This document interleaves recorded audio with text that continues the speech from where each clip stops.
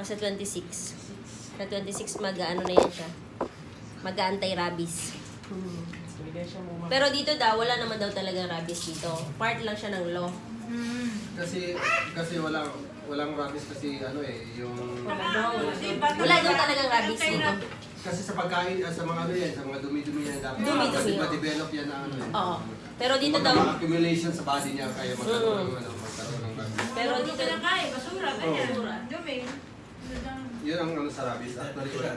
Kasi po, napatay ng aso, napatay na ano makakain. Siya, may napkin pa. Lahat. Makagat ka ng asong may rabies.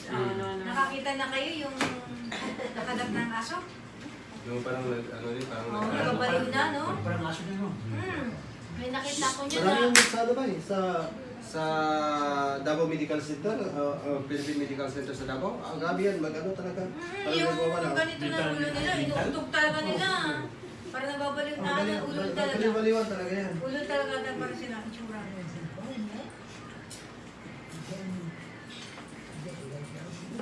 May mental hospital ba ang Davao? No, oy.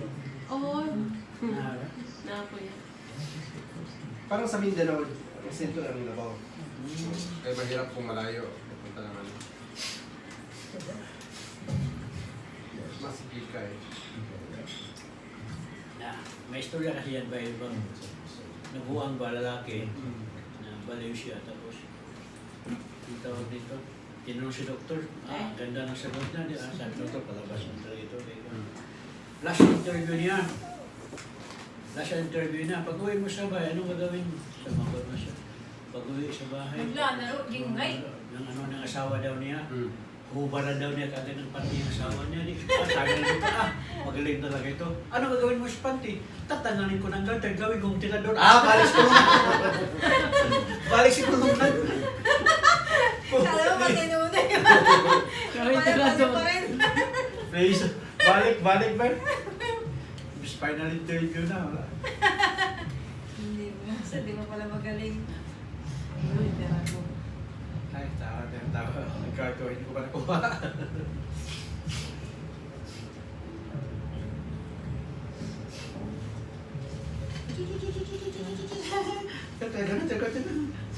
Sleep ka na, sleep ka na. Na-sleep pa lang. Ano ba yan, kuya? Halika dito. Natulog talaga yan Kikay. eh. Para Kikay. mag-istorbo. Kikay. Sabi namin, ba't natulog ito? Wala, kumuha na Kikay, ng lakas. kikay. Ano yung kinukot-kot mo dyan? Kikay! Lagi nakabuntot kay Jingay. Naman na. Kasi ano siya lagi yung napabakain. Madaling araw, papaiyo. Ako kinakalabot niya, kinakalabit niya ako pag dudumi.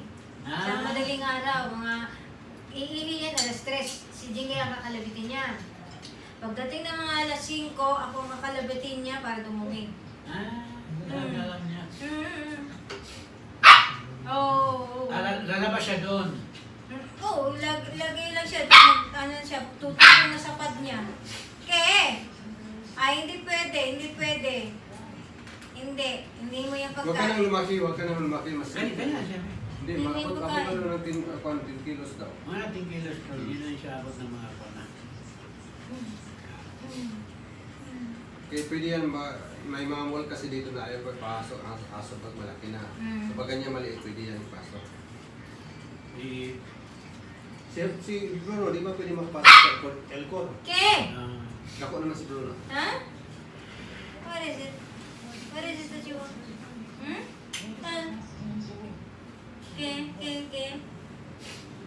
Hindi pwede yan. Hindi pwede sa'yo.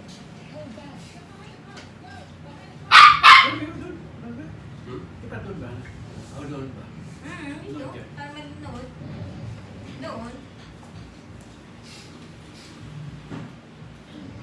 Sabi na yun. Hindi pwede pumunta si ate. Hindi. Munod. Love masyado niya yung mga alaga. Ayaw niya iwanan sa bahay.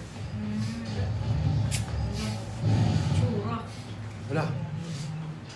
Umangit na yung mukha.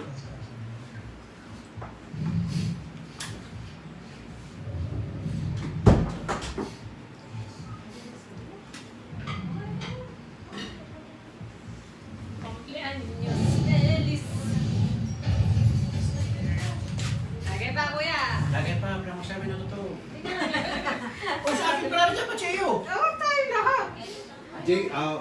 Jay, baka sabihin mo na, nagsinungaling mo na ako kanina. Actually, hindi ako enjoy sa trabaho ko. Di ba? Magsabi ng totoo, di ba?